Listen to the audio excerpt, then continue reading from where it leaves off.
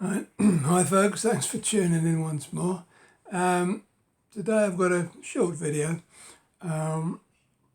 just outlining the two books I've read in the last couple of weeks. One is The Dragon Masters by Vance. And then we have Brave New World by Aldous Huxley. So we'll kick off with the Dragon Masters. Now this was written way back in the 50s, first published by Ace Books. This is a 1970s reprint, and it's a book I've been wanting to read for a long time, never got around to, simply because I had the old Ace version and it had a lovely cover, and the title The Dragon Masters always intrigued me. Anyway, I'll just give you a basic rundown of the plot. It concerns two feuding neighbours, Joas Banbeck and Irvis Carcolo. What a great name that is. And every so often they are invaded by an alien race who come down and capture some of them. When I say them, I mean the inhabitants of the planet. Trying to think of the name of it, I've forgotten already. Anyway, not to worry. Airlith or something, I think it is. And they take them away, the inhabitants that they can grab, and they use them, train them to become fighters.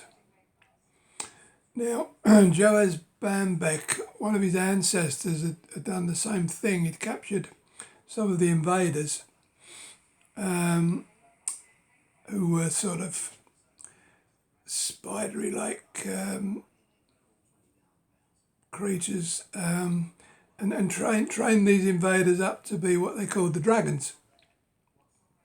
Now, the titular dragons of the book are not the flying, fire-breathing dragons that you might know from Tolkien or somewhere.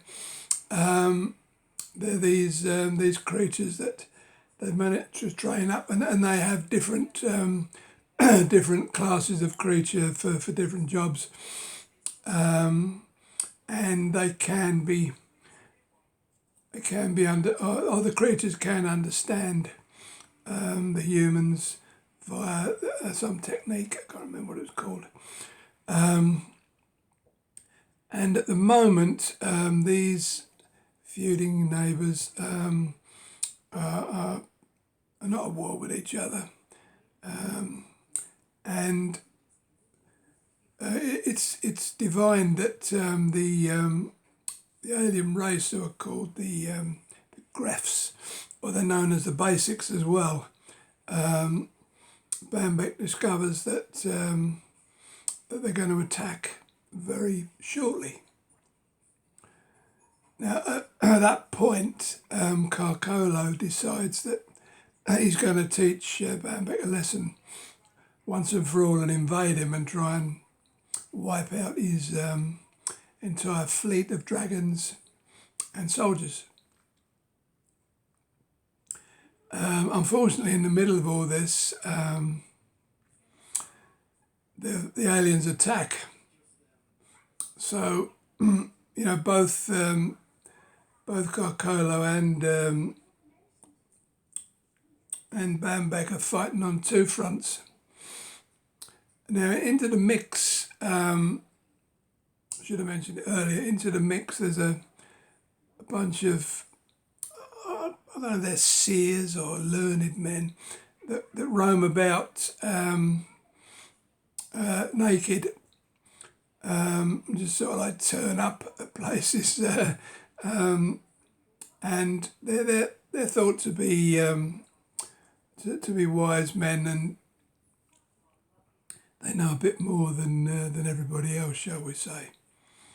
I mention them because they come into play later on. Now, the real joy of this book is not really the plot at all. It's a pretty basic standard plot that we've seen a million times, but it's the description of the dragons and the fighting that really grabs you. Now these seers are known as the sacerdotes, and they're thought to be very secretive and nobody knows what they're up to. But at the end of the story, they become very important to the plot. Now I won't tell you any more about that because I don't want to give you any spoilers in case you get around to reading it. But that's the basic plot. There are other things going on, but they're incidental, really. Now, my impressions of the book were I enjoyed it. It actually won the Nebula Short Story Award, although I would argue that it isn't a short story. The book is quite slim. It runs to 120 odd pages, and it's too long to be called a short story and too short to be called a novel. So somebody somewhere in the past coined the phrase novelette, which is what it is. And yeah, I mean, I enjoyed. I've read another Vance book because everybody goes on about how good Vance is, and I've got quite a few of his books. But I read Eyes of the Overworld about a year ago, and I quite enjoyed that. So I thought I would finally get around to reading this. It's as I say, it's quite well written. The descriptive value of it is more interesting than the actual plot. And I mean the characters are well drawn, but as I say, it's nothing you haven't read. If you're a science fiction fan, it's nothing that you haven't read quite a few times before. But it's done with a certain flair, in my opinion, anyway. And yeah, I mean, there's not much more I can say than that. I mean, on a scale of my usual 1 to 10 with 5 as average, I give it a solid 8. So yeah, good stuff. Okay, now, Brave New World. There's another book I've been meaning to read for many years now, never got round to. It was actually written in 1932. You wouldn't think so, but it concerns genetic engineering. And the first 30 pages are Huxley's perceptions of how genetic engineering might work. And it's very interesting. I mean, the first 30 pages are totally different to the rest of the book, but it goes into detail about how they breed humans in batches in laboratories, and they not only breed them for looks and intelligence and stuff like that. They breed them for doing certain jobs. Their classes from alpha down to delta and beyond, and the alphas are obviously bred to be the professionals and the people who run things, and the deltas and beyond are the people who do all the slave labour, the dustmen and the what have you, all the tasks that nobody else wants. And also they can breed people who are particularly adept at living in heat and cold, so that they can send these people off to really cold and hot climates to work. So I found that the most interesting section of the book, actually. Then we move into the main story, which involves, well, the main characters, there's three, and I'll take them as they appear. You have Bernard Marx. He's a psychologist. He's very short in stature, which gives him an inferiority complex, and he's not entirely happy with the system. And then you have a girl called Lenina Crown, who is what I call a free martin. She gives her sexual favours to anybody, and she takes quite a fancy to Bernard, and they go off to what they call a savage reservation, which is off the map. You know, it's not part of this genetically engineered world. And when they get there, they find that people birth naturally, not in laboratories. And there's disease and old age, the kind of stuff that they're not used to in their world.